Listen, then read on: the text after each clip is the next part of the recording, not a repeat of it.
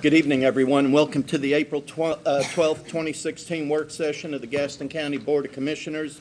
My name is Tom Kigger. I serve as chairman of the board as well as commissioner for the Gastonia Township. I'd like to welcome our viewers and thank Time Warner Cable and AT&T for making this possible for our citizens to view at home. For our television audience, I would like to present you with our Gaston County Board of Commissioners, starting on my right with Mr. Carpenter. Joe Carpenter, Michael. Joe Carpenter, Crowder's Mountain Township. Good evening, Tracy Philbeck, Dallas Township. Good evening, Jason Williams, Gastonia Township. Good evening, Mickey Price, South Point Township. Good evening, Chad Brown, Riverbend Township. Thank you, gentlemen. At this time, I'd like everybody to please stand, and we're going to have a invocation by Deacon Jack Weisenhorn from St. Michael's Catholic Church in Gastonia, followed by the pledge by Reverend Tom Gillespie from Lowell. I would like to take this time to read to you one of my favorite psalms. It's a great blessing that I offer to all of you. It's Psalm 20. May the Lord answer you when you are troubled. May the God of Jacob protect you. May he send you help from his temple and give you aid from Mount Zion. May he accept all your offerings and be pleased with all your sacrifices. May he give you what you desire and make all of your plans succeed. Then we will shout with joy over our victory and celebrate your triumph by praising God. Amen. Amen. Amen. Join me in pledging allegiance to the flag.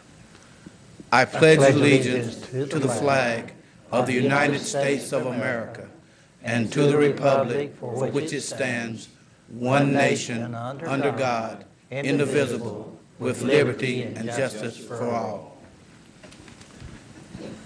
Thank you, gentlemen. Appreciate it. At this time, the beginning of the meeting, we will start with some proclamations and commendations and certificates of appreciation. And I'm going to read this first proclamation since there are so many folks from the faith community here. I've got several of the proclamations. I'm going to, after I finish reading it, deliver it to the clerk, and if you would care for one after the meeting, just come on up and get it. The first proclamation is to proclaim May 5th, 2016 as a day of prayer in Gaston County.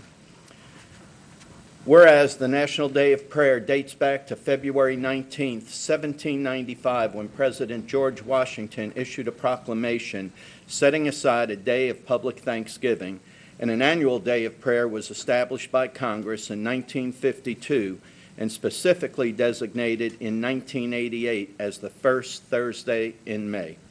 And whereas May 5th, 2016 has been officially designated as America's 65th Annual National Day of Prayer to pray for our nation, its people, and its leaders.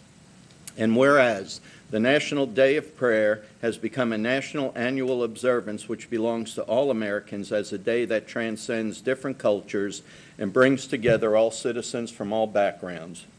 And whereas the theme for 2016 is Wake Up America, and the scripture for the year is Shout it aloud, do not hold back. Raise your voices like a trumpet.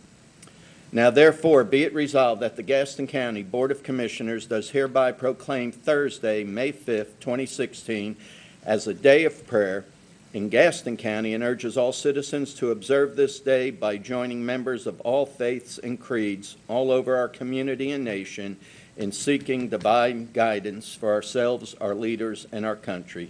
And we will adopt that at the April 26th meeting, and the reason we're reading it now is we won't have another work session before the actual day, May the 5th. So I will pass that down to the clerk. Next is the proclamation, Guardian Ad Litem Child Advocate Month. Risha, if you'd like to join me at the podium.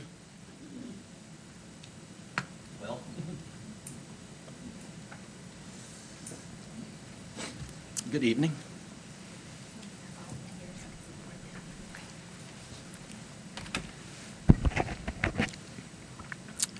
Whereas the North Carolina Guardian Ad Litem program, celebrating 33 years of child advocacy, has established a distinguished record of public service through its work to enhance the quality of life for children.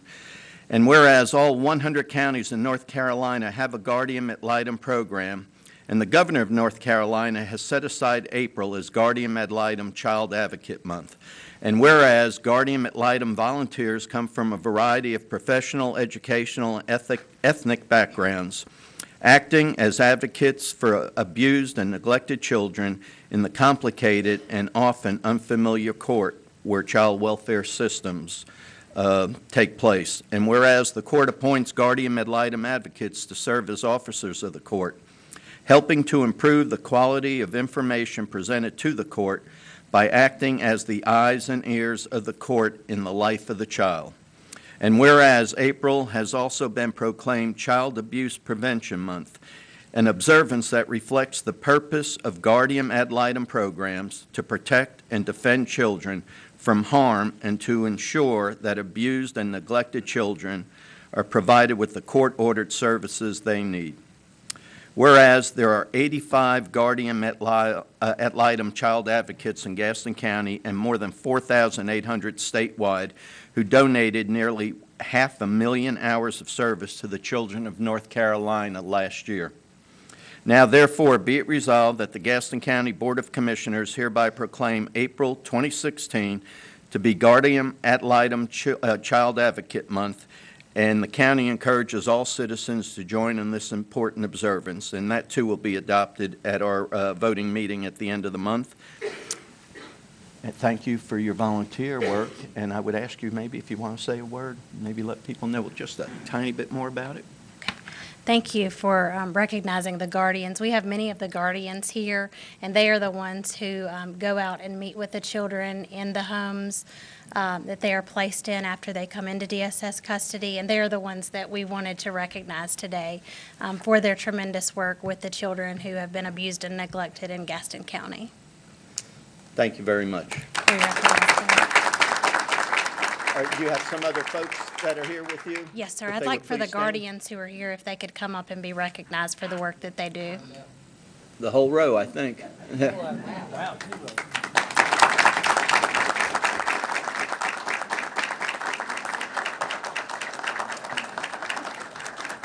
Could I ask you all to stand in front of the dais, and we're going to get a picture taken by the county?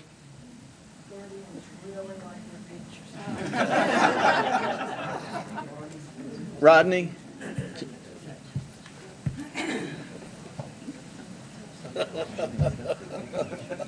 That's right, Rodney. Get on that. The girl didn't get it. She's over on her phone. Over, Rodney. Which way? Squeeze in. Rodney.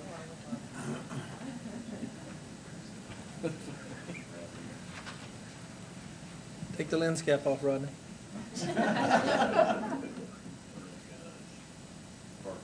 All right, thank you. Thank you, folks, for your volunteerism.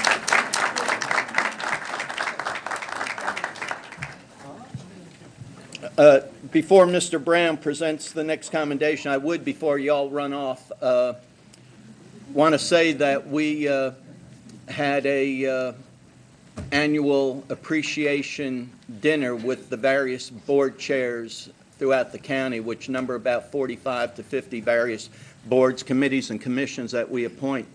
And without your service, not only would we not be able to do the work that all you do, along with the other volunteers throughout the county, it would cost the county millions of more dollars in personnel, benefits, salary, things like that. So know that we're deeply appreciative of your service. And it doesn't get noticed very much, but thank you, thank you, thank you. And if you want to leave, Mr. Brown will not be offended that you're walking out on him. Can we get Rodney to take another picture here in a few minutes? Wanda, while they're leaving, if you want to bring your group up, please.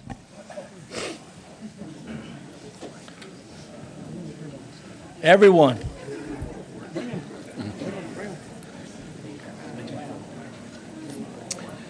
I guess we didn't get the call about red.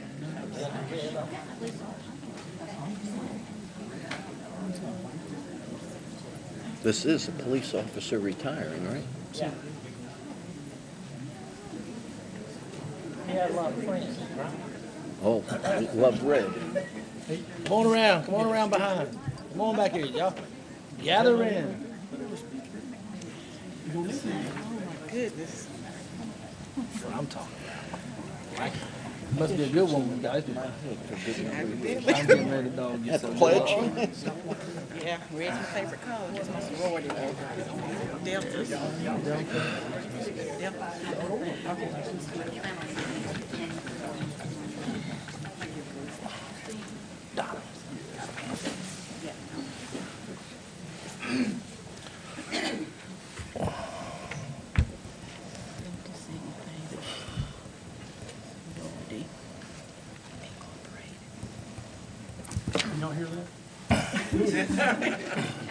First of all, let me start by saying this right here is a bittersweet day for me, but also a great day for Wanda. Come on up here. Don't be sitting back there and be shy. I've known Wanda since I was about 14 years old, and nothing better than every morning or every night getting to throw your hand up at a police officer to say thank you, and they throw it back, and it's always Wanda. So she had been guarding my area up there in the River Bend, but thank you for everything. And she has a lot of family here. She has the Delta Sigma Theta Incorporated behind her with her sorority, but a lot of great people. But whereas Police Officer Wanda J. Grier retired from Gaston County Police Department March 1st, 2016 after serving 25 years at Gaston County. And whereas Police Officer Wanda J. Grier has requested that she be awarded her sidearm, H&K, Model 45, serial number, blah, blah, blah, and badge worn during her service with the Gaston County Police Department pursuant of General Statute 20-187-2. Now, therefore, be it resolved that the Gaston County Board of Commissioners, that the badge worn by Officer Grier and her service sidearm, Heckler & Koch, Model 45 HK, serial number, blah, blah, blah, be declared surplus equipment. The badge worn by Officer Grier will be given to her as remembrance of her service with the Gaston County Police Department. The service sidearm, Heckler & Koch, Model HK45, permanently be retired by the Gaston County Police Department and offered to Ms. Grier at the purchase price of $1. The Chief of the Gaston County Police Department is directed to award Officer Grier with the service and sidearm and badge specified and worn by her during her service to Gaston County, in accordance with North Carolina general statutes and the policy of this board. Be it further resolved that the Gaston County Board of Commissioners expresses their sincerest gratitude for their dedicated service and worn by Officer Wanda J. Grier, retired, and wishes her the best in her retirement, to be adopted on the 26th day of April 2016. When I got here tonight, Wanda parked beside me. And it's like she's always been there for me, and I'm hoping that we'll always be there for you. You got a great background of people, and thank you so much. I love you and appreciate you so much.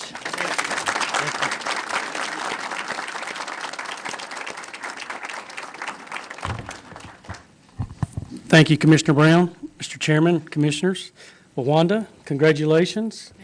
It is a joyous but sad moment. Joyous for you, and that you get to retire and go and do the things that you want to do. Maybe you'll work now, right? Oh, yeah.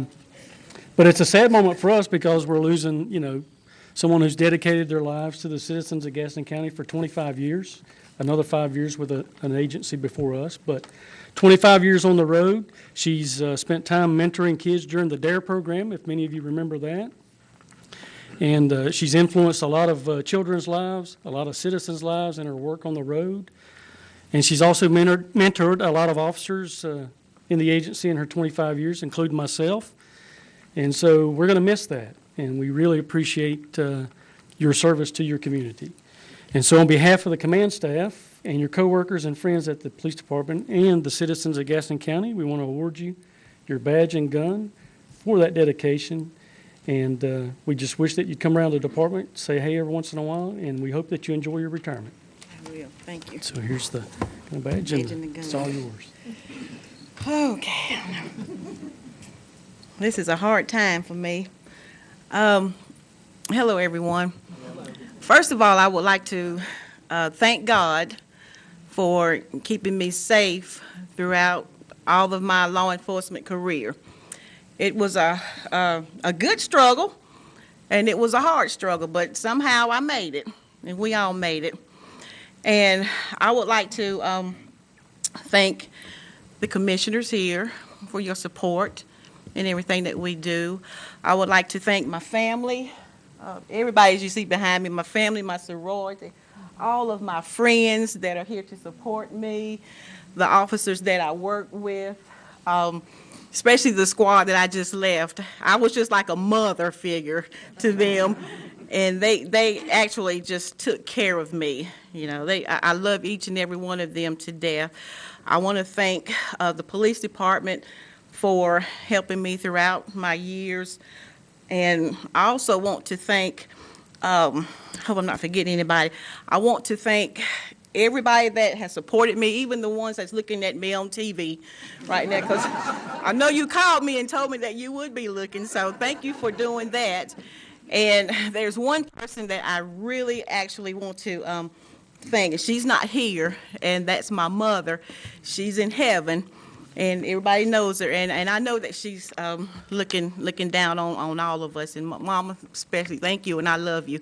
And to everyone out there, if I'm forgetting you, please forgive me, but I just want to thank everybody for supporting me and helping me. And I want to leave this word with you. Whatever you do, everybody that's listening to me, please keep God first in your life, okay? Always do that, and He will never fail you. And I want you all to be blessed. And once again, thank you, everyone that I have encountered with, and be blessed. Thank you. Thank you.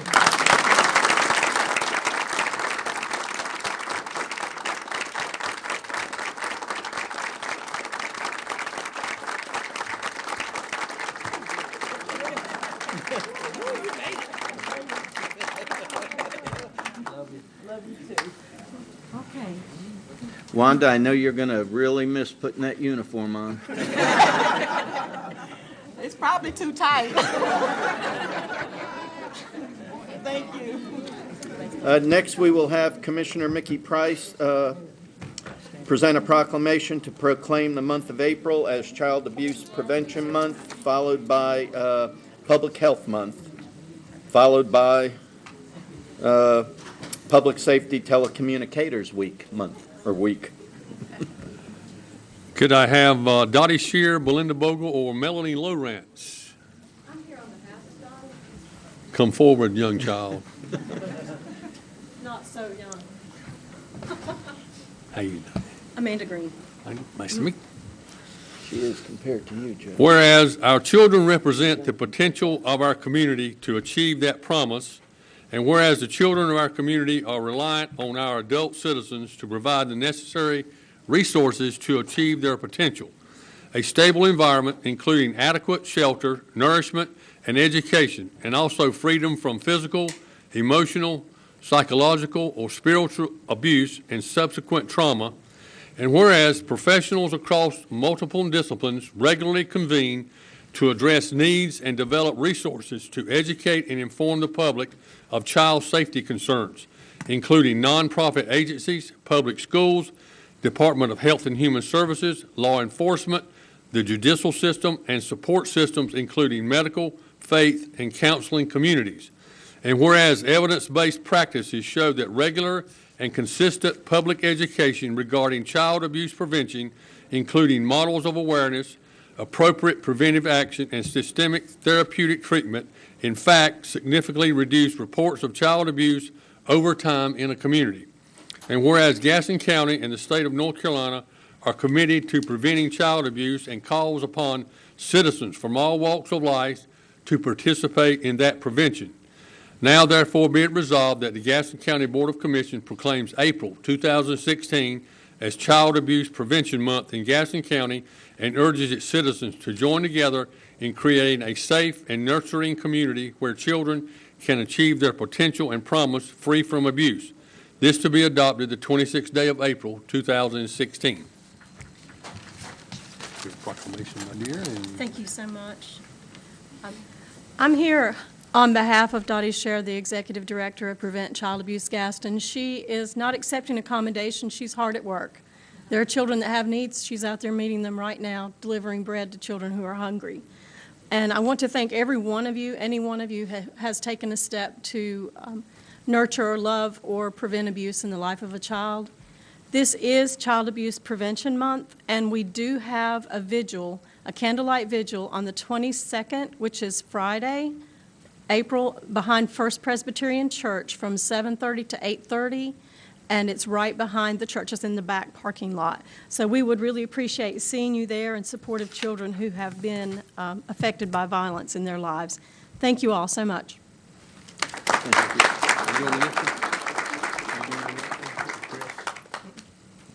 Chris Dobbins here.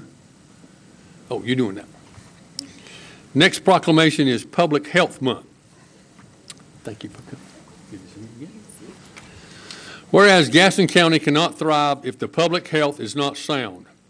Whereas the Department of Health and Human Services works to prevent the spread of disease and remove barriers to good health for all Gaston County residents. And whereas the Department of Health and Human Services protects Gaston County residents from environmental hazards, and whereas the Department of Health and Human Services staff are addressing the largest health issues for Gaston County residents by prioritizing the integration of mental health resources, childhood obesity, improving family functioning, and senior livability and support. And whereas the vision of Gaston County Department of Health and Human Services is that by promoting economic and educational well-being, Gaston County is building a foundation for a safe, healthy, and prosperous community.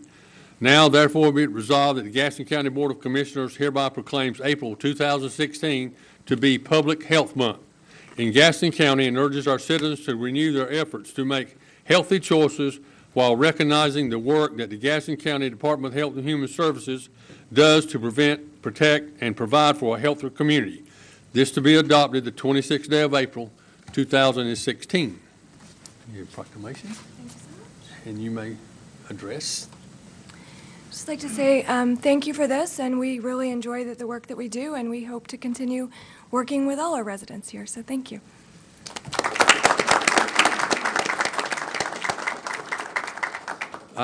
Chief Ramey.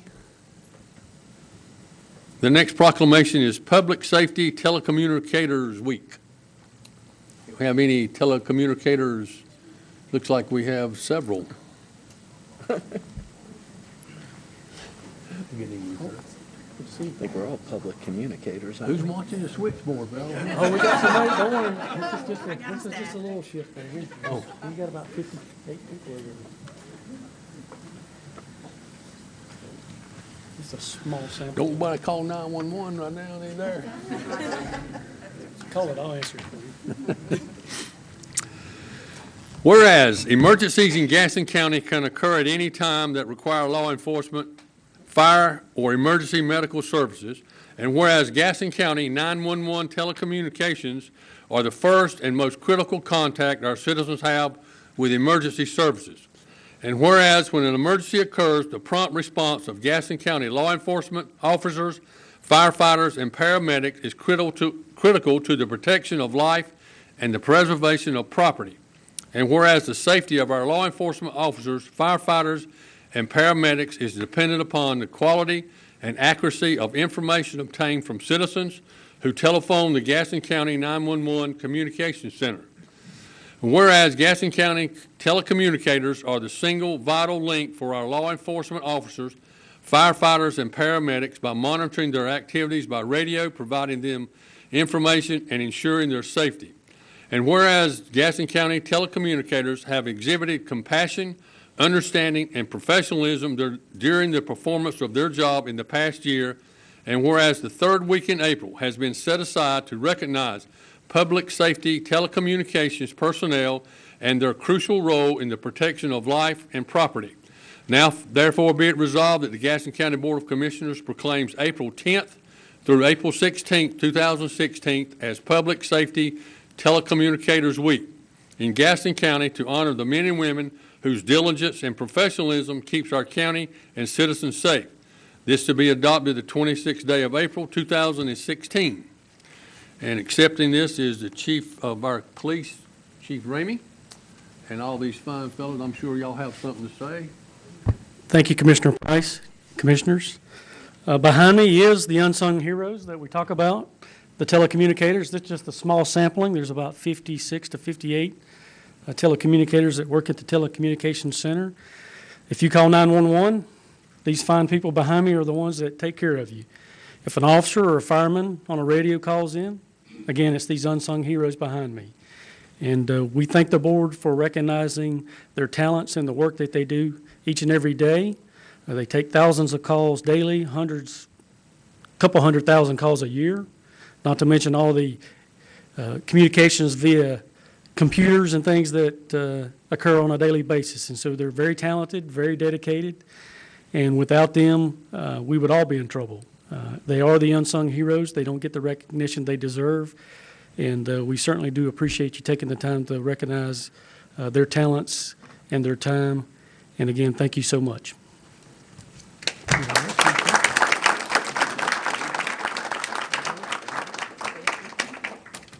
Anybody else want to?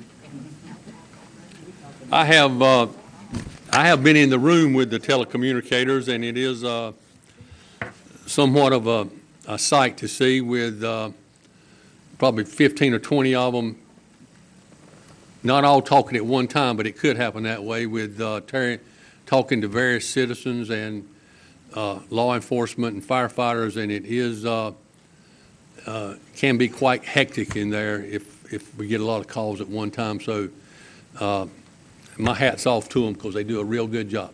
Thank you again, folks.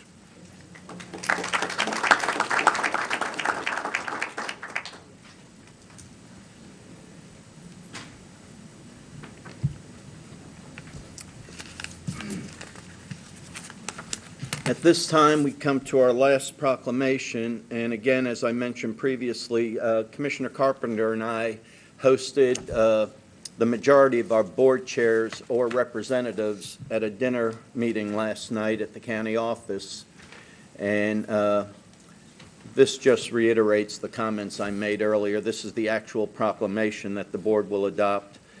Whereas the entire community can affect positive change in any volunteer action, no matter how big or small, and whereas volunteers can connect with local community service opportunities through hundreds of community service organizations, whereas millions of volunteers working in their communities utilize their time and talent daily to make a real difference in the lives of our children, adults, and senior population. And whereas during this week, all over the nation, service projects will be performed and volunteers recognized for their commitment to service. And whereas the giving of oneself in service to another empowers the giver and the recipient, and whereas experience teaches us that government by itself cannot solve all of our nation's social problems, and whereas volunteers are vital to our future as a caring and productive county and nation. Now, therefore, be it resolved that the Gaston County Board of Commissioners hereby proclaims April 10th through the 16th as Volunteer Week and recognizes this year's theme, Celebrate Service, as an opportunity to encourage all citizens to volunteer on appointed boards and in their respective communities. By volunteering and recognizing those who serve, we can replace disconnection with understanding and compassion. Be it further resolved that the Gaston County Board of Commissioners joins the nation and the state of North Carolina in celebrating service by recognizing all volunteers in the community, and especially the members of our 35 to 50 various boards, committees that we do have some input in placing people. Is there any commissioner that would like to make any comments regarding any of the proclamations? Well, I will add that I was there, and I knew most of the chairman of the different boards and commission there, and we have some very dedicated and talented individuals helping with county government. For the most part, these committees and commissions stand between us and the citizens out there, and they intercede for us on a lot of praises and compliments and criticism, and they're able to deal with a lot of issues that it's able to settle very quickly before they become big issues in our county. So I want to add my thanks to all of the members of the different boards and commissions and their chairman. Thank you, Mr. Carpenter. All right, and to piggyback on that, it is a great pleasure for the Gaston County Commissioners to honor citizens who have unselfishly given of their time, talent, skills, and energies in service as an appointee to one of our boards or commissions.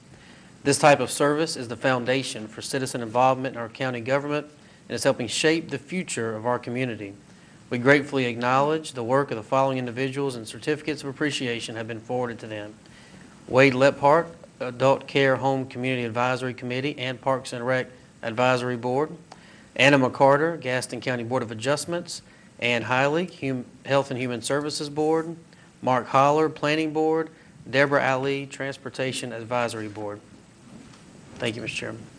Thank you, Mr. Williams. At this time, we come to citizen recognition. First up is Candace Funderburk. If you would, give us your name and address for the record, followed by the Reverend Tom Gillespie. Good evening. Candace Funderburk, Rogerson Boulevard in Lowell. I am Mayor Pro Tem in Lowell. My first time serving on the council. It's been an experience.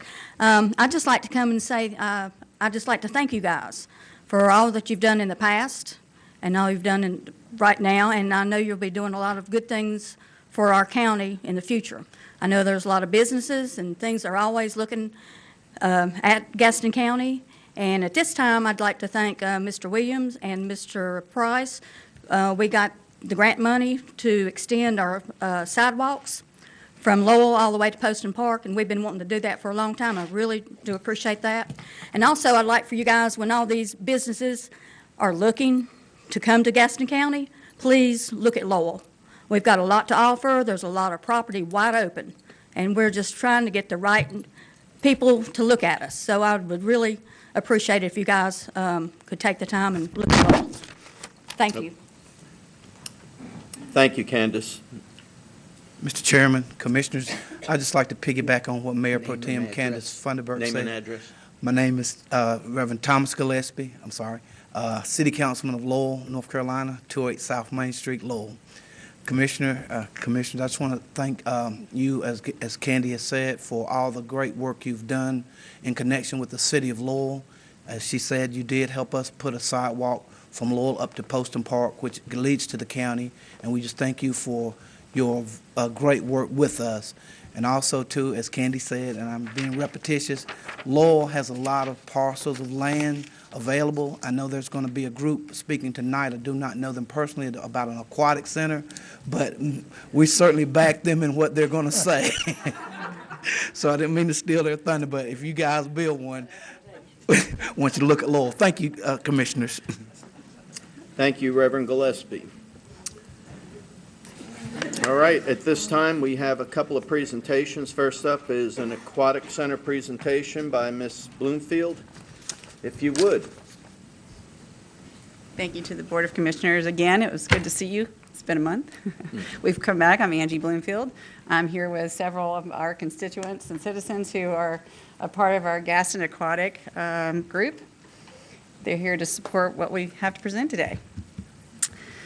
Thank you for joining us. Thank you. So the Gaston Aquatics group, what we're doing and what we're trying to do is we're a group of citizens that have a vested interest in providing an aquatic solution for all of Gaston County. We basically have a vision of a 50-meter, 10-lane pool. And this would be a competition cold pool, along with a warm pool for rehab and lessons. And we feel that this is something the county's needed for decades. Why and who will it benefit? Local companies and county services. Some of the local companies that you may know of, there's some Scuba. They use Hunterville Pool. There are some WSI, water safety instruction, that teach other people how to teach lessons that need access to pools. We also have your lifeguard training that need deep water rescue as well. The only pool near us is in Huntersville, and they have at least a 9-foot depth. Also, some of your county services, I believe it's the fire department, the police department, they have to use the Huntersville County pool in order to train our county folks on how to do deep water rescue. Your area high schools, we have 5 public high schools and 2 private, I believe, and they do not have a pool. They have to share lanes at 2 of the pools locally, which are the Ys, and that is about 10 lanes? Is that how many lanes? 10 lanes currently. With this intended pool, we would have the opportunity that every one of the high schools could practice at the same time and have access for as many hours as they need for their training. And that piggybacks on to the all-inclusive sport. You can grow your swim teams. It's not limited to how many spaces are in a team. Everyone can swim. If they want to swim, they can join the team. It's a team sport and an individual sport.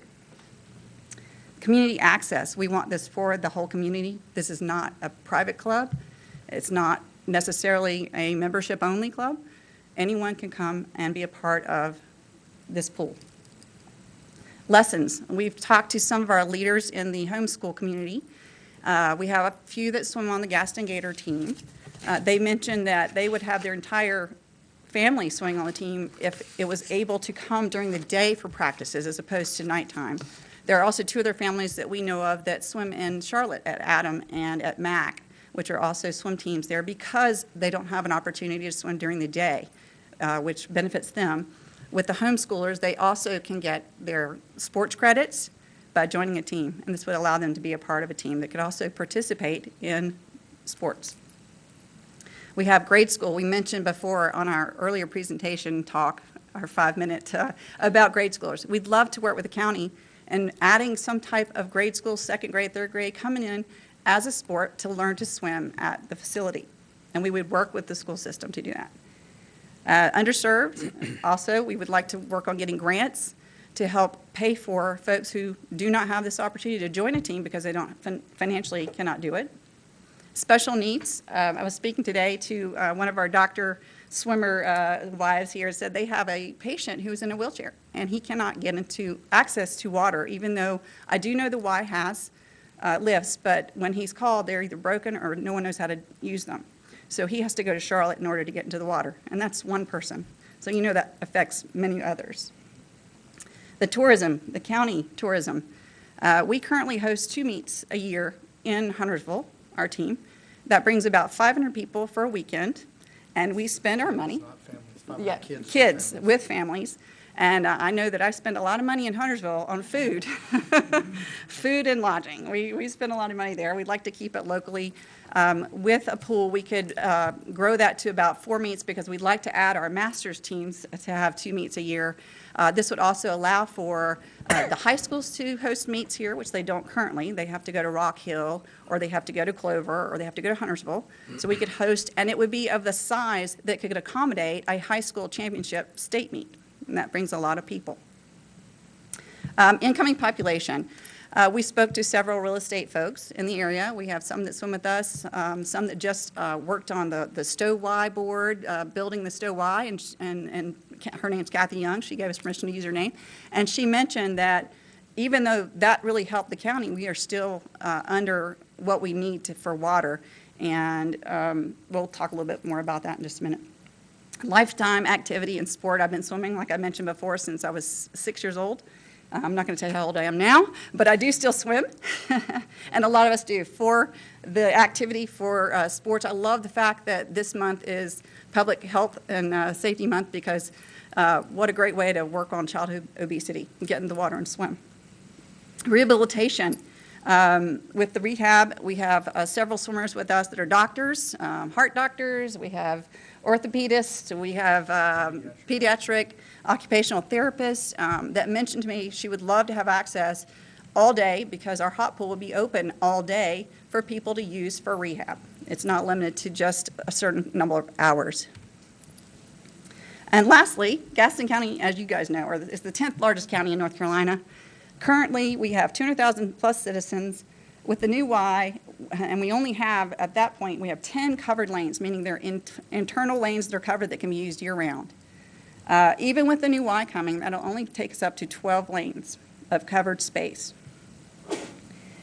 If you look at the statistics here that's not listed, we have Wilkes County. They have 69,000 citizens, and they have 12 covered lanes. So it just kind of gives you an idea of where we fall in the hierarchy of covered lanes.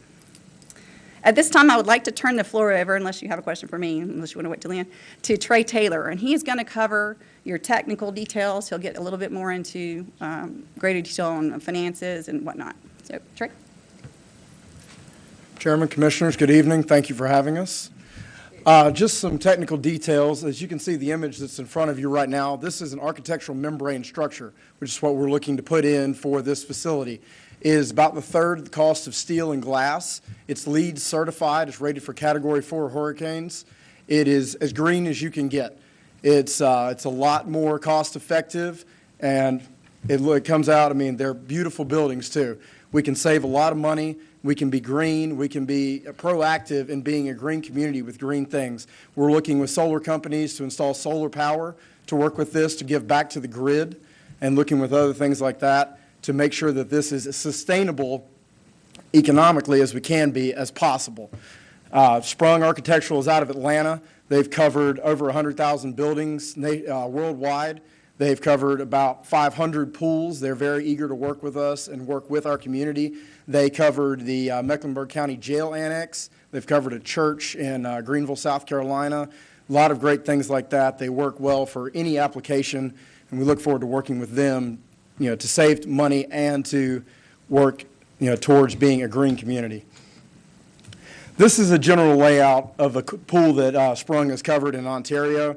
As you can see, it's a 50-meter pool, 8-lane, 25-yard by 50-meter with a warm pool. The warm pool is programming for lessons, for cardiac rehab, for therapy, for anything like that. That would be ADA compliant, 0-degree entry with a full wheelchair ramp going all the way in. There would be built-in steps for cardiac rehab, for therapy, things like that. And these are steps, not steps to enter. These are specifically built-in steps into the pool that are designed for therapy purposes.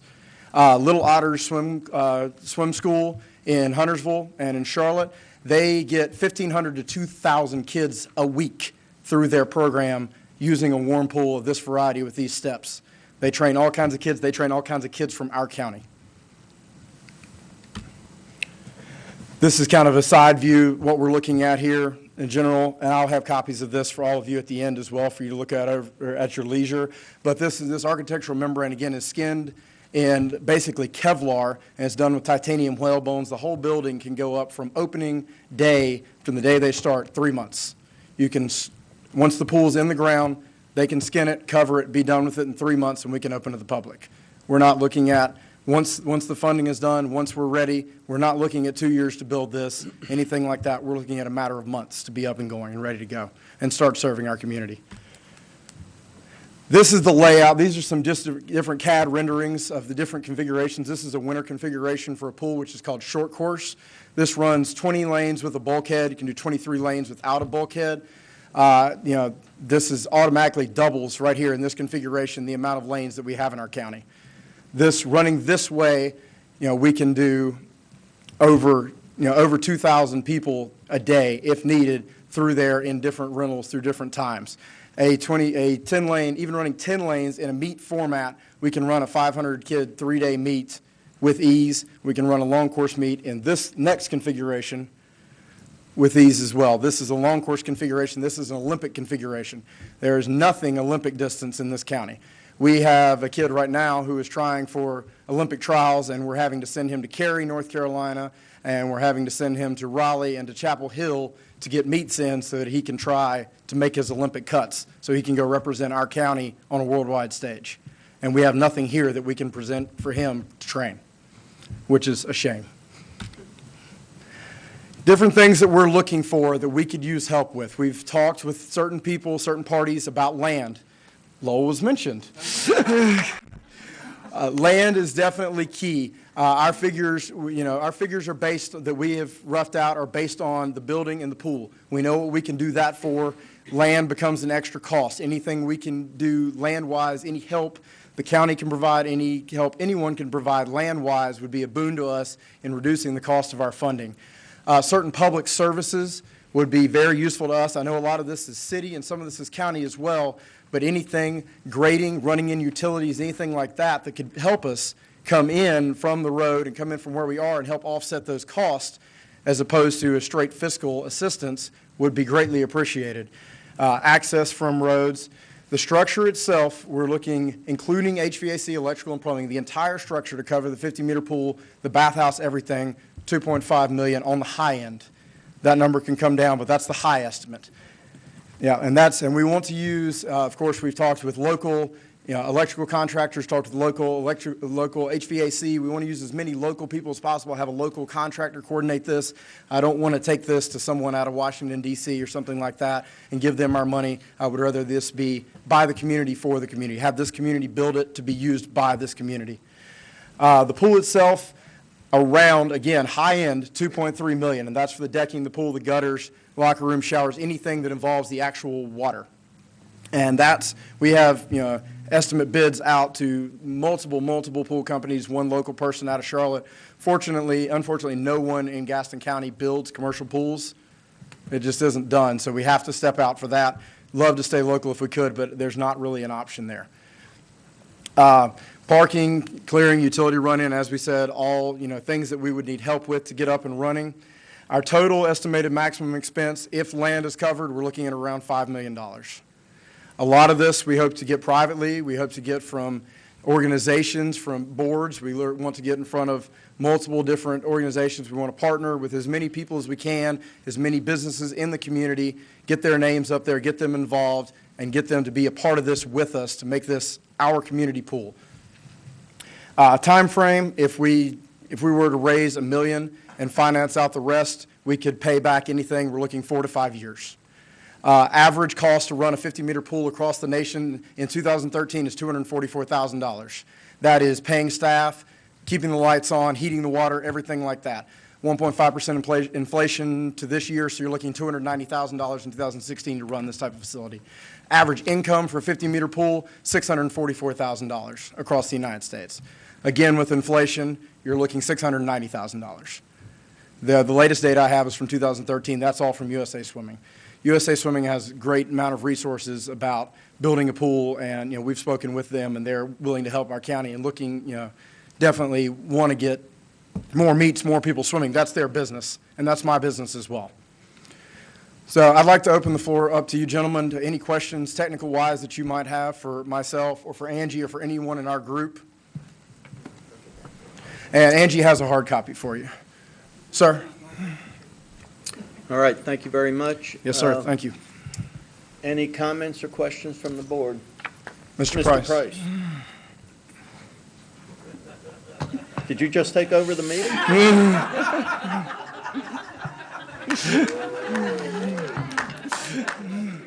Time out, 5 minutes. Mickey. Thank you.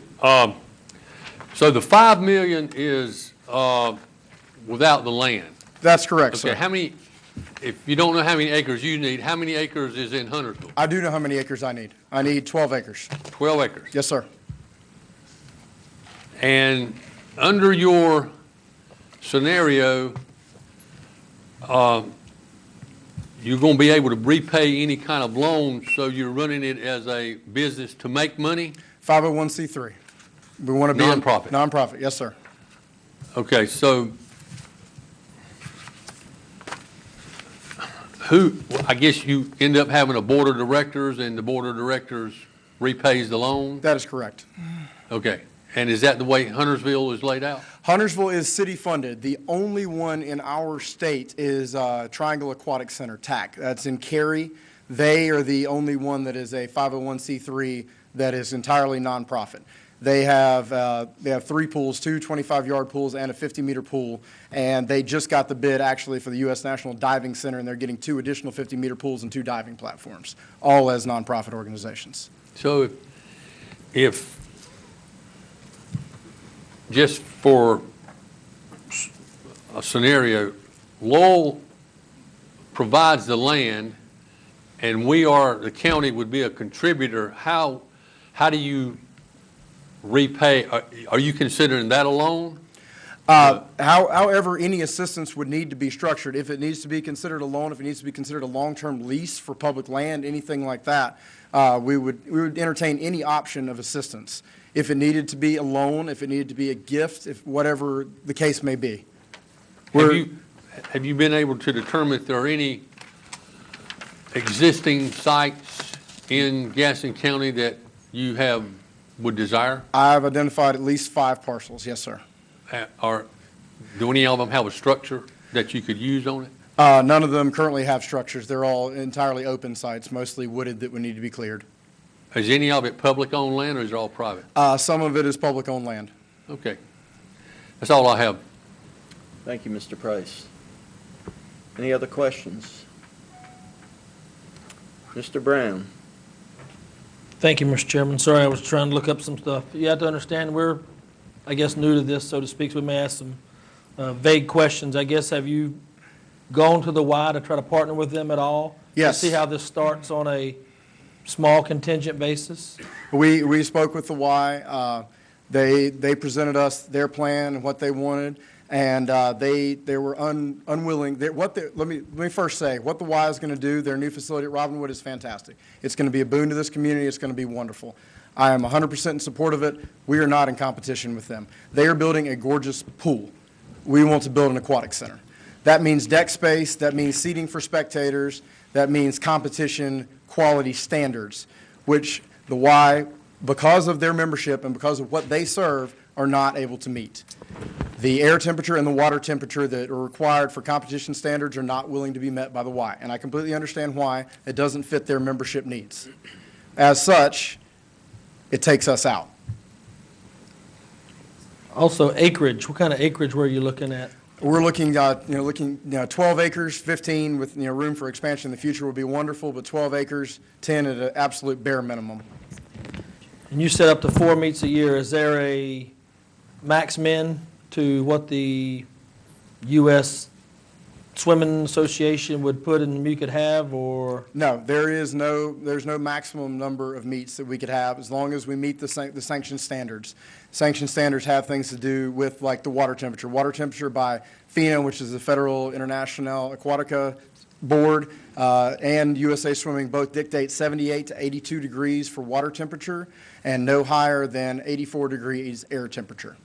And I guess my number one question I would have for you, and this is going to be a little unhearty to, why should we as a board, so to speak, fund something that is a business for you, and somebody else brought their business in and wanted us to be a part of that? I don't want you to buy it for me. I want you to speak for me. I want you to tell everyone that this is a great idea and good for our county. I want you to help us move forward. I want your support. More than I want a check, I want your support. I want every one of you gentlemen to look at people in the eye and say, this is coming to this county, this is going to be great, we want this to happen. How many members do you currently serve with your, everybody included in families, what kind of range do we have as far as participation, plus families involved? Okay, members right now, I have 120 kids on the Gaston Gators, and I have 43 registered adults with the Gator Masters. When we host a meet, we do 400 kids from out of county, not counting our team, most of which usually bring at least 2 parents with them. And meets run 2 to 3 days. You're looking at 2 hotel nights, at least 2 restaurant routings per day, and time to kill if it's a trials and finals format meet, so shopping expeditions in between. 3 to 4 days, or just 2-day weekend? Friday afternoon, full day Saturday, full day Sunday. Also, it affords the opportunity for other teams to rent pool space for their meets, as they do in Huntersville. Like we go there and we rent their space. Every weekend they have different teams renting their space. Especially right now, downtown, the MAC Center, the Mecklenburg Aquatic Center, is closed for renovations. So Huntersville is so packed trying to host all these meets. May It'd I be ask nice what to have the that. average is that you rent it for on a daily basis? $18 a lane an hour. So that depends on which format meet you're hosting. If you're hosting a short course meet, then you're looking at 8 lanes on each end, so 16 lanes at $18 a lane an hour for, it's roughly $10,000 to rent. which is money that goes out of our county. Thank you, Mr. Chairman. All right, Mr. Carpenter. Well, I want to commend you for moving on this issue. I think since I've been on the board, this is about the fourth or fifth time. Barbara, you've been involved before. And would your dad happen to be Lee? Sir? Is your dad Lee? Yes, my dad is Lee Taylor. Okay, He was, well, he in was 2002, he was here doing what I'm doing now. Well, yeah, he was trying to get one for you. Yes. Well, I commend you for bringing it, and it should be in our county. One place is right there where our comfort center is. At one time we were looking at. Yes. And I want to do all I can to help you, but we're just gonna have to, see what the county can do. Absolutely. Did you look at any of the school sites and see if there's additional land? That's interesting you say that, because I have been in talks with Mr. Hoskins and Mr. Duncan, the CFO and the athletic It director. seemed like it worked very well. I concur. I know we have extra land over there at Cramerton, but anyway. There's also the site where the city I hope we does can mulch. make it go this time. I do too, Because I'm sir. going off the board, so I hope you can get it done here soon. But you can still come swim with us. Okay. Thank you. Mr. Philbeck? Right. Chairman, can I say something? If you get to the podium. I guess most of y'all know me. I'm Barbara Myers, and I've probably been doing this for 35 years, maybe, trying to get a pool, and it's been put in several different projects, and at the last minute, it is pulled out. This is the only project, far as the convention center and things that have been built to help this community. This is the only entity that would make money for the county, because of the heads in beds, as has been quoted to us before. This is a 501c3, and I think it's actually to your benefit that you would not want to run this. You would have to know a lot about the swimming community and how these community would run this facility. It's not an easy thing to do, and I would never attempt to do that. These people behind me know how to do that. They know even already who to hire to do that. So I think anything you can give as a positive toward doing this in our county will be a great step in the right direction. Thank you. All right. Just out of curiosity, the county recently awarded $3.5 million in grants. Did y'all apply? The money's gone now, but did y'all make application for it? It was just about 2 months ago. We did not. Well, it was Yeah, we didn't know about it. countywide knowledge, that's for sure. We had over 60 applications Wow. from all types of groups. So when's the next deadline, so we can? It's over. It was a one-time deal, and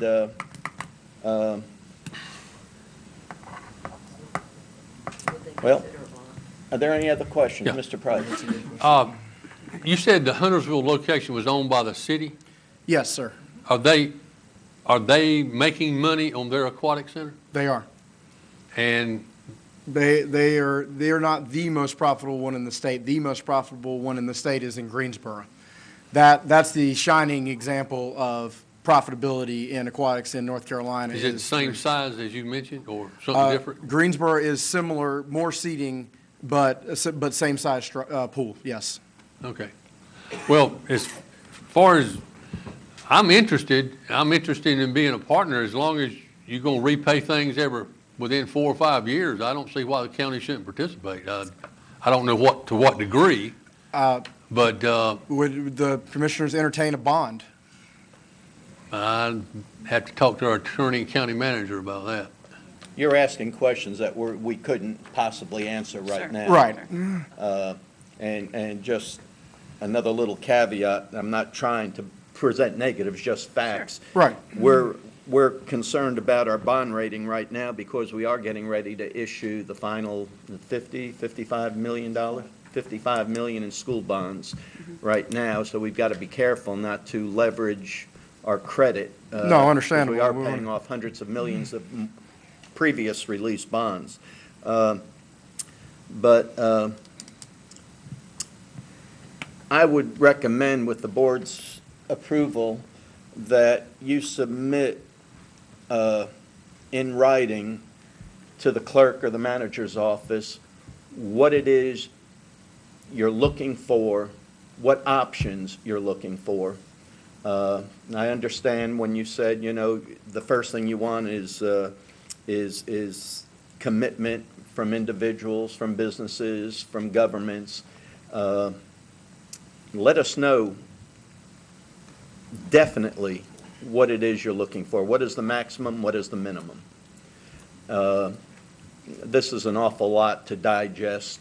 Right, completely understandable. So if you could go ahead and get us something in writing, let our finance department start looking at it in the budget department. I do know that the manager is having to cut approximately $16 million from our budget this year that the departments have requested in order to keep a level budget this year. So nothing will be easy, but nothing is impossible necessarily. So nothing easy is worth having. Trey, if you would follow up, you and Angie, with some clear written proposal. Absolutely. Can we include in-kind services on this request? Sure, whatever, Anything give us your bonus. max, give us your minimum. Okay, All right? certainly. Commissioner Kieger, one part of, that was that's Triangle. Aquatic Center, Okay, thank you. TAC, yes, sir. I have a couple questions, just for my own curiosity. Have you raised any money at all? Yes, we have pledges. How much? What would we? Are we disclosing that? This is Donna Taylor. money raiser. Donna Taylor. She's our money woman. No relation. I'm Donna Taylor. No, we are not related. We live in the same zip code, but we are not related. She takes my money. Mr. Philbeck. We have just, in conversation with people in the community, gotten over $250,000 just cash, a few conversations. We've not even been able to get on any boards, calendars or anything yet, and we wanted to come to you all first because we want the positive information out there. We don't want people saying, oh, this can't be done, oh, they've tried to do this for 30 years. We have a good plan here. And so we want the positivity out there before we go forward and ask for actual checks in hand. But it was so easy to get to that 250. How many days? Okay, now the 250 actually in the bank, or are they just pledges? They're pledges, but these are interested Okay. parties. Okay. These are people whose children swim Well, I think that and adults who answers swim. his first question. And Mr. Philbeck, that was in 2 or 3 days when we were first talking to the Y. So that was easy. And when I look at your time frame of payment, 4 to 5 years, if you're going to have to pay back close to $7 million, because you're looking at $2.5 million for the spring enclosure, you're looking at $2.3 million for the pool, but none of this includes parking, clearing, utility. None of this includes the land, grading, access. And just that alone is probably going to be $2 to $3 million. If you make $644,000 a year income, how are you going to pay that back in 4 or 5 years? Well, that's a nationwide rough average. The business plan hasn't come down to the exact numbers for that yet, but that's a nationwide average just to present you with general information about how these are profitable. And we would hope that we wouldn't need to borrow anywhere near that number. We would hope we would have a large percentage of it, and then if we had to borrow anything, it would just be to fill in any additional to make the last jump. I would recommend that you go speak with Travel and Tourism. He's here. Yes. His daughter actually is a swimmer for NAC. What have you presented this to their board? Not yet. Not yet. That's what I recommend you do. It would be, I would like more concrete information. What does Travel and Tourism think? Is there a study, anything that we can look at that says this is what this will bring to the community? What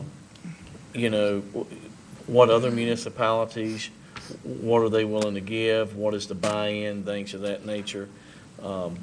So those are some questions I have. Other than that, I do appreciate you coming and your presentation. I have a study from 2002 that showed us to be woefully bereft of aquatics. We've only grown since then.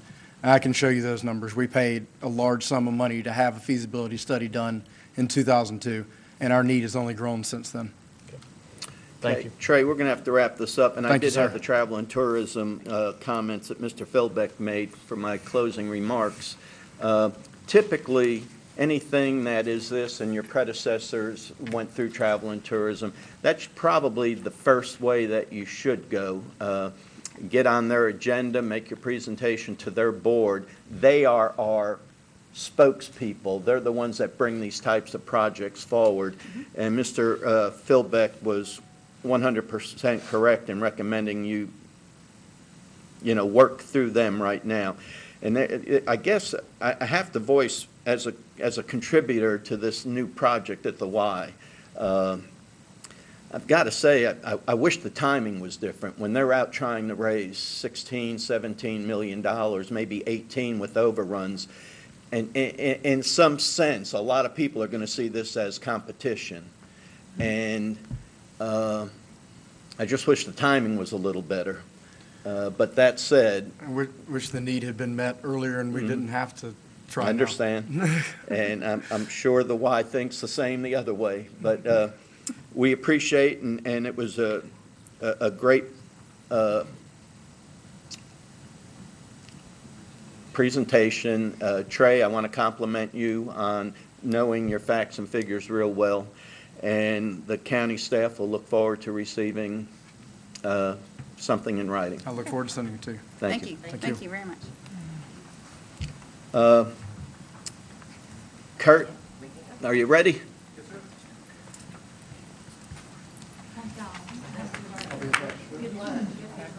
Kurt is the County Veteran Affairs Administrator, and he is going to do a little health care center update.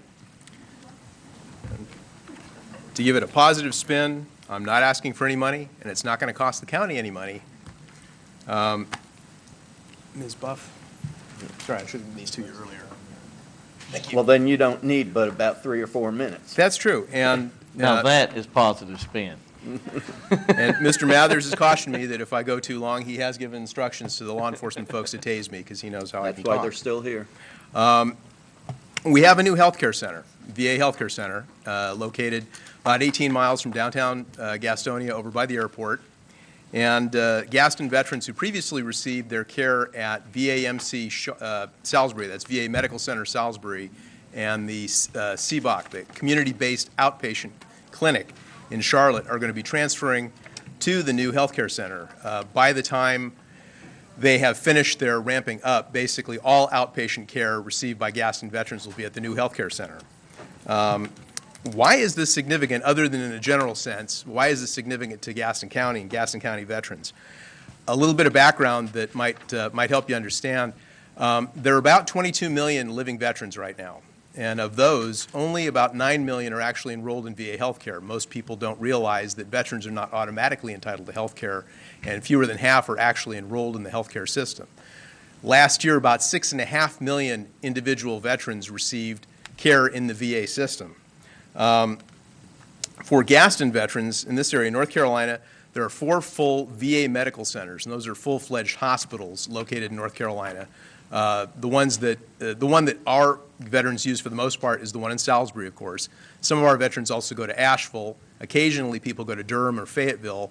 And then because of its proximity to Gaston, some of our veterans occasionally go to the VA clinic in Columbia, South Carolina.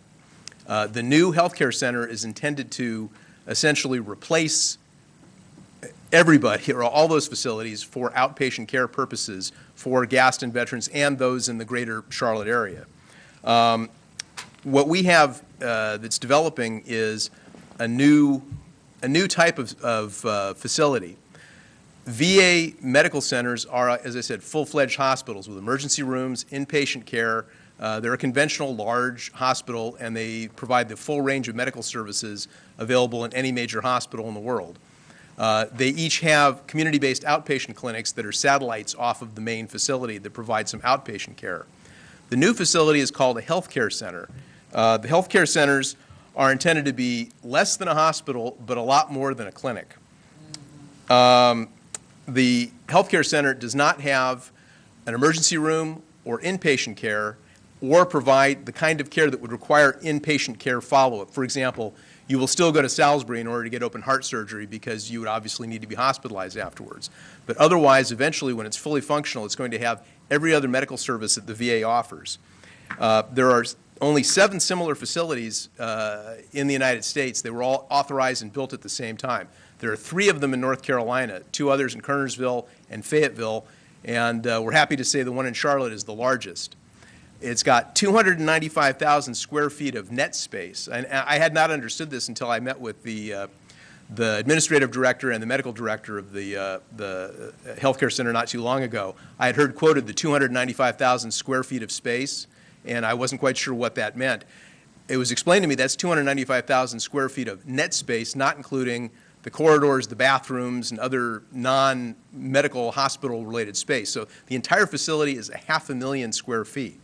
It also has, which is of some significance to the veteran community, 1,900 parking spaces. I mention that because any veteran who's ever gone to Salisbury or to the community-based outpatient clinic in Charlotte knows that the VA never anticipated actually having people go there and drive and park their cars.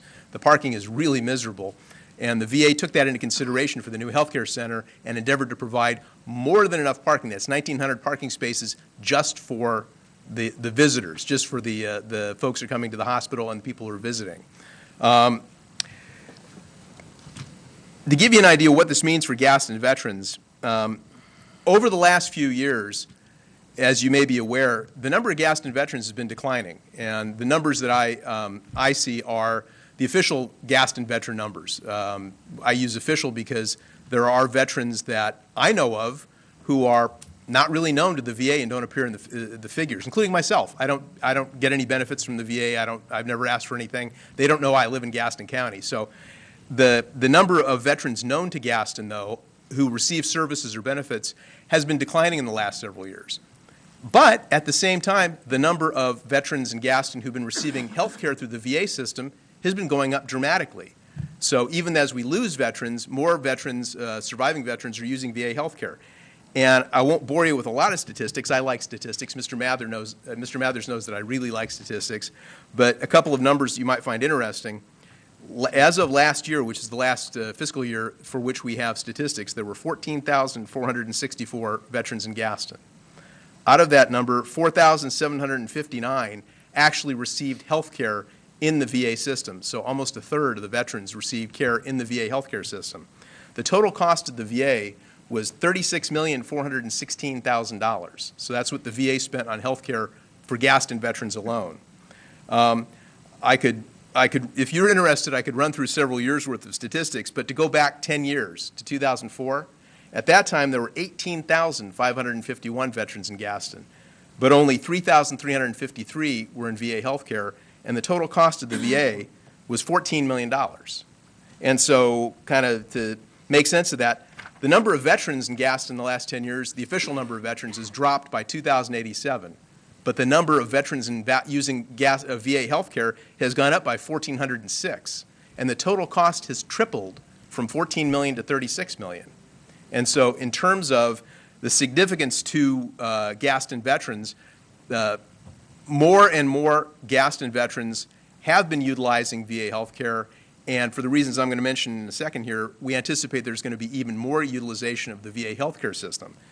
First of all, although the number of veterans is declining, that relates to the World War II generation passing away for the most part. As I'm sure you all know, there were approximately 16 million World War II veterans, and today we have about 850,000 who are still with us. And so the total number of veterans has been dropping, but for a variety of reasons, the number of veterans utilizing services, receiving compensation and pension benefits, and using VA health care continues to rise every year. There's the two arcs are going in opposite directions right now. For one reason, Vietnam veterans, most of whom are in their 60s now, are making greater use of VA health care than ever before. Every week we see more veterans who have never been enrolled in VA health care even though they came back from Vietnam 40 years ago, coming in and seeking to enroll in the VA healthcare system. Obamacare was part of the reason for that, but also a number of veterans, particularly the ones who are under 65, often have found themselves without health insurance, and they are not yet eligible for Medicare, and so they're anxious to get enrolled in the VA healthcare system. Also, we have a large number of veterans coming to coming for assistance to us because the VA is very, very aggressive about kicking people out of the VA healthcare system if they don't qualify. As I mentioned, only 9 million people are actually enrolled in the VA healthcare system. If you aren't disabled and you don't fall into a specific service category like Vietnam veteran, and you are not economically in need of health care for free, the VA doesn't provide health care for you. And so we have a number of veterans coming to us because they've been kicked out of the VA healthcare system, often because they made $500 too much last year and are no longer eligible. And the numbers have to be massaged, and we have to make arguments for how they might qualify under different bases to get them back into the system. In addition to the Vietnam-era veterans who are making more and more use of the healthcare system, both for economic reasons and then also because, and I guess I can speak to that. You know, I'm going to be 60 next year. As you get older, more people are having more health issues, and the sprightly young guys in their 20s who didn't, you know, want to have anything to do with the VA, or their 30s or their 40s, find in their 60s, as they're having different problems develop, having a free health care system available for them is a significant benefit. Beyond that, with Operation Enduring Freedom in Afghanistan and Operation Iraqi Freedom in Iraq, all veterans of Iraq and Afghanistan received 5 years of free health care when they came back after they were discharged. And so I can't say all, but almost all of the veterans who came back from Iraq and Afghanistan enrolled in the VA healthcare system. 45% of the veterans of Iraq and Afghanistan have filed compensation claims and are receiving disability compensation from the VA for one problem or another.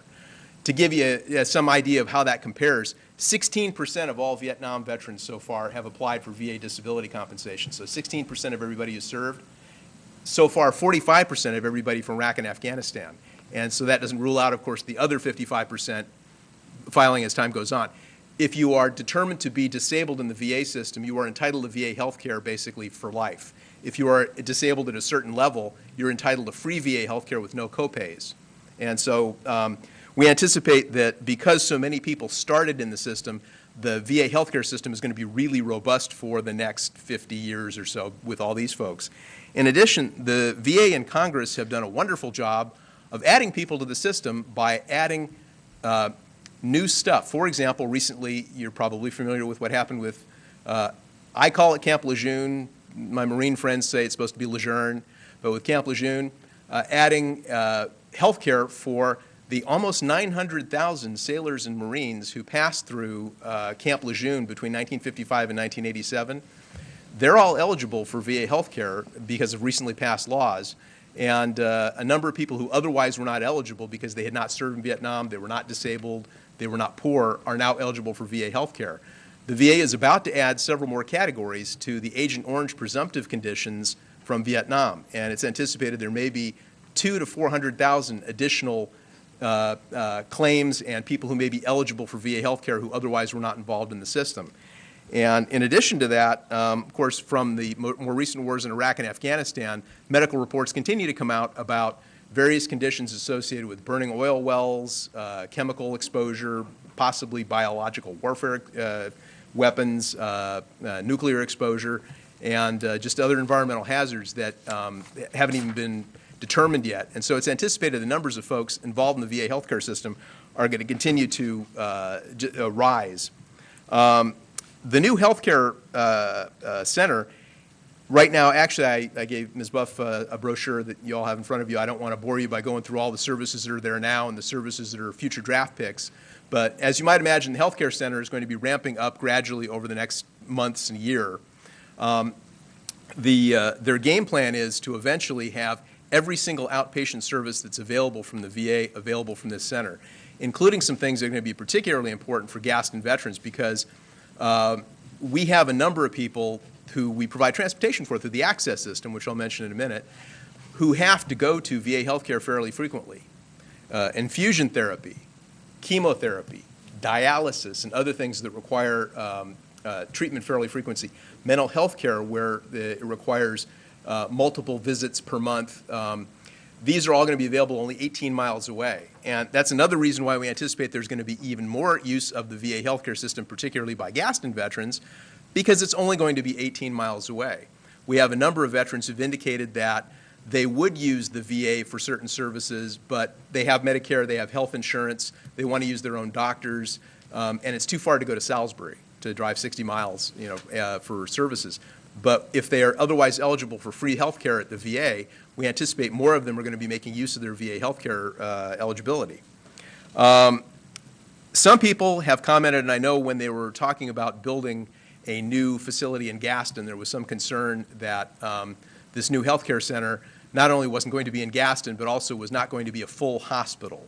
And I've discussed that with the director of the hospital, the new health care center, and he's explained that aside from any procedural or legal rules why they couldn't build another hospital here when there's one in Salisbury, because of its location in Charlotte, it is not far from several world-class medical facilities, as we're all familiar with CMC and Novant's facilities. They have agreements, the VA folks have worked out agreements with the local hospitals to provide those emergency services and inpatient services that the healthcare center does not. If someone comes to the healthcare center and presents with problems that clearly indicate they should be going to the emergency room or they're going to need inpatient care, there's an agreement in place with each of the different major hospitals to transfer those folks by VA ambulance to the facilities, and then eventually when they're stable, transfer them to the VA Medical Center in Salisbury. And so even though there is no emergency room, no inpatient care that's organic to the VA healthcare center, it's basically, they have that planned. They realize a certain number of people are going to need more urgent care and need inpatient care. They've also indicated that they are not promising anything, but they're not ruling out the possibility that down the road, since they have a very large campus, that they could build inpatient facilities in the event that seems to be appropriate and necessary. On the transportation side, as you know, from my last time I appeared in front of you, our veterans have been making more and more use of the VA healthcare system over the last year. This has resulted in an increase in requests for access transportation to the current facilities in Salisbury and the CBOC in Charlotte. Now, with the assistance of the nice folks over at Access, we are expanding that transportation to include the new healthcare center. We're not really certain exactly how that's going to work in terms of finances on a month-to-month basis or even a year-to-year basis, but in the long run, Salisbury and the current Charlotte Clinic are going to drop off the picture, and there's going to be an issue of running people just 18 miles to the new healthcare center. Finally, one comment I was going to make too, and that is, to the extent that there's been discussion about transferring or dismantling the VA healthcare system, and I'm sure you may have read something about that. There is a push. There are people who have recommended that the VA healthcare system essentially be disestablished and that all care be provided by something similar to Medicare, that veterans would simply get an insurance card they could use anywhere. If that happens, that could happen somewhere down the road, but right now, you've probably read about the Veterans Choice Program. It doesn't work. It doesn't work very well. It is very badly designed. And right now, Gaston veterans don't benefit from that. In order to be eligible for the current Veterans Choice Program, you need to be more than 40 miles from a healthcare facility that belongs to the VA. Nobody in Gaston is more than 40 miles away from a healthcare facility that belongs to VA, including people who live up 321 because they actually wind up being within 40 miles of the Hickory CBOC. Also, if it takes more than 30 days to get an appointment with VA, supposedly they'll put you in the Veterans Choice Program and let you see a civilian doctor. The only problem with that is the bureaucracy involved in getting that appointment in the civilian system is a lot longer than it takes if you just wait for your appointment with the VA. And so I don't actually know of any Gaston veterans who've been able to use the Veterans Choice Program in the 18 months or so that it's been operating. And if that's an indication of transferring care to the private sector, I'm not seeing that happening anytime soon, which means the VA health facilities are going to be vital for Gaston veterans for the foreseeable future. And basically, I said I'd keep it brief, Mr. Mathers, and I will. If there are any questions, I have a world of statistics and data that I can send to you if you're interested about the rise in care and use and the rise in compensation claims that will help, explain why it is the VA healthcare system is going to be really, really important in the future. We're very fortunate that facility is located where it is. Some people were disappointed it wasn't in Gaston, but 18 miles away, especially with our access system, isn't too bad. And I anticipate that we're going to see a lot more Gaston veterans getting a lot more care from the VA system, which, as I've mentioned to people before, don't even think about the $36 million that the VA spent for health care. Think about people who are not non-paying patients in our care system because they have the VA option available. And so this is going to have a really positive impact both in providing health care for veterans and then actually economically for the county as a whole. Are there any questions? Well, I will say that we're fortunate to have your services in Gaston County. You're thank you. much more knowledgeable than probably all of us combined with the veterans' issues, and we appreciate the update. We do scroll on Channel 16, do we not, information for veterans, how to get it? Does it scroll on the channel? I'm not sure. Do you know, Kurt? I'll have to check. I'm not sure. If you would, get up with staff, IT, and maybe somebody in the back room can come. Yeah, Todd's right behind you. When he leaves the podium, would you let him know what he could do to maybe get something scrolled on the channel to let county veterans know that you are there? All right. Any other comments? Thank you very much, Kurt. Thanks. All right. That's the last presentation. Before we close, we have other matters, and Mr. Williams is asked to make a few comments regarding the House Bill number 2 that we've been reading and hearing so much about. But before I turn it over to Mr. Williams, I do, in case somebody doesn't know this, that earlier today the governor announced that he would seek to roll back some of the provisions of that bill. And I'm not certain, but he may have signed an executive order today to move forward with something. You probably know more than I do about that. So, Mr. Williams, your comments, please. He did. Thank you, Mr. Chairman. I did want to say a couple of things about HB2, and really it goes back to the ordinance that the City of Charlotte adopted not long ago. And that ordinance really put women and children in harm's way. It really defies logic that they had to have this conversation, and we have to address this in 2016 about who uses which bathrooms, who goes in which showers or locker rooms.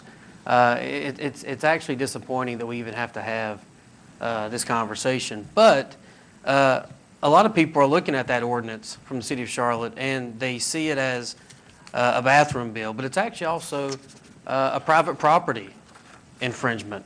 If you were a private business, if you were a local government, if you were a church or religious organization, you had to comply with this ordinance, and you had to allow people, a man, if he identified as a woman a certain day, he got to use a woman's restroom, locker room, shower, or what have you, without any recourse, and under the threat of being fined by the government. So fortunately, the state legislature convened with an emergency session and addressed this. And so what I was hoping to do is, if nothing else, our board do a resolution expressing our support for what the legislature did in protecting women and children. I know that there's other things associated with this bill, and we can choose to address those or not. But I do think it's important that we stand with our delegation, that we stand with the legislature on this common sense bill. The governor reinforced the bathroom and the private property rights part of it today when he signed that executive order. So I would like to stand with them and let them know that we support their actions in protecting those who need protection. As a matter of fact, the North Carolina Sheriff's Association came out supporting and endorsing HB2 as a safety concern and as something that they supported what the legislature did. Many counties around the state have chimed in about HB2. Many of the more liberal counties or local governments have chimed in opposing it. And I think it would be good if we, common sense, thinking, logical, Republican Board of Gaston County Commissioners could stand with our delegation, our legislature, and with the governor as they try to protect our citizens. Thank you, Mr. Chairman. Thank you.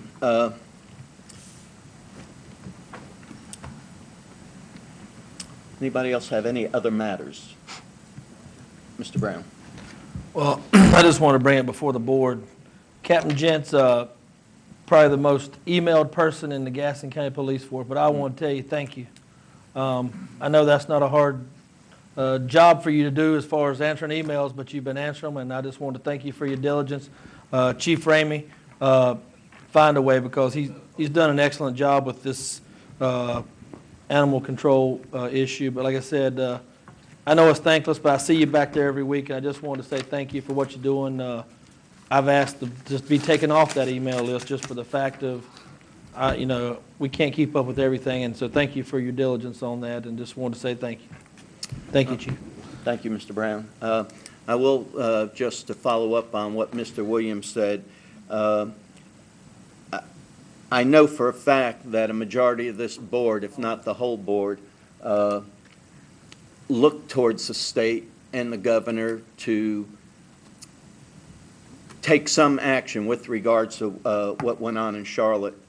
But in my opinion, and I'm just speaking for myself, that issue has been decided right now. It's a law. And I just don't see the need to take up more time and action of this board to be either pro or con. It's a law. It's set in stone. We live with it now. Especially, I'd have reservations because we're not quite sure what the governor's going to try to remove from that bill. I just wanted to get that out there. I didn't want to hide behind anything, but I will tell you from speaking to every commissioner that this board, the premise of that bill, this board supported. And, but there are, it's a law. Let's just sit back. I think just prolonging this can only further hurt the county and the state with regards to economic development.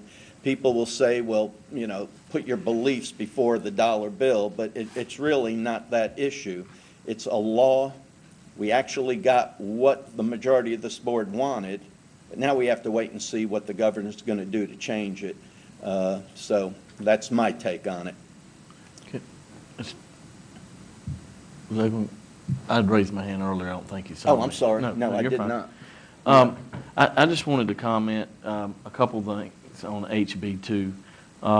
I do support the bathroom portion of the bill. I do believe it's common sense that men should be in men's bathroom and women should be in women's bathroom.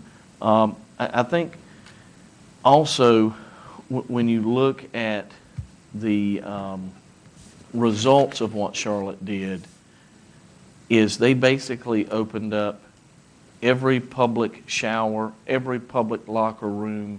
So if a 12-year-old girl was at a county facility or whatever, she's in there taking a shower, a man could actually go in there, take a shower right beside of her, and could not be charged. That is the issue. So, and I would not have a problem with any type of resolution from our board supporting that aspect. I think liberal, conservative, black, white, Christian or non-Christian, overwhelmingly the majority of people see that part of the bill probably about the same. There's people that don't, but the overwhelming majority.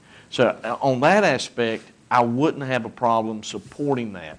There are other parts of the bill, again, where it takes away a person's right to sue in state court for discrimination on a federal level. Yeah, that needs to be changed, and I think they're looking at doing that. the only other note I would say is I do think it's important when you have issues like this,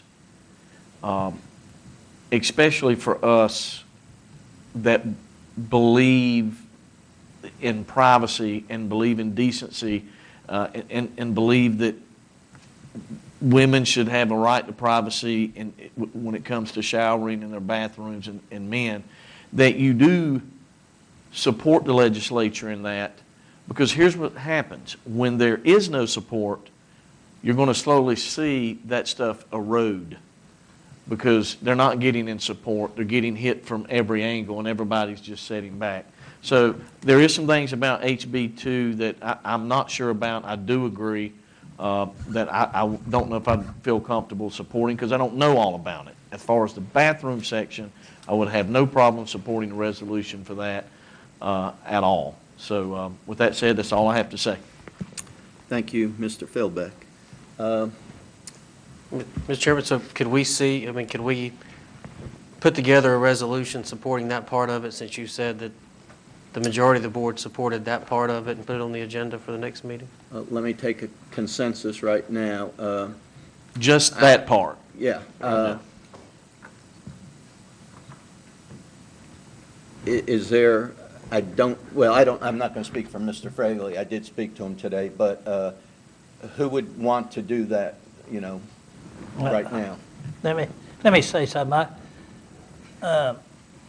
There's another part of that bill that I think is good, where it limits local governments from going beyond what the state does on, like, any wages. And I agree with that part, because you would have patchwork of everything across this state with different governmental entities doing different things. And I think we're one state. Every city in this state is chartered by the state, and every county is an extension of county government. And I think it should be uniform in that respect. So I support that part of it too. I don't know there's a need to do a resolution myself because, as you said, it's done. So, whatever the board. Personally, I prefer to wait to see what changes the governor's coming up with. As I said, I don't see the need to support something that we already got what we wanted. But Mr. Williams, if you feel like you would like to put together a resolution, send it to us and let's see what commissioners say up or down. And if 4 commissioners want it on there, we will put it on the next meeting. Thank you, gentlemen. This concludes our work session for this evening. Our next meeting is April 26, 6 p.m. here in the Harley B. Gaston Jr. Public Forum Courthouse. Thank you for watching. If you have any questions, please contact our clerk, Ms. Donna Buff, at 866-3196.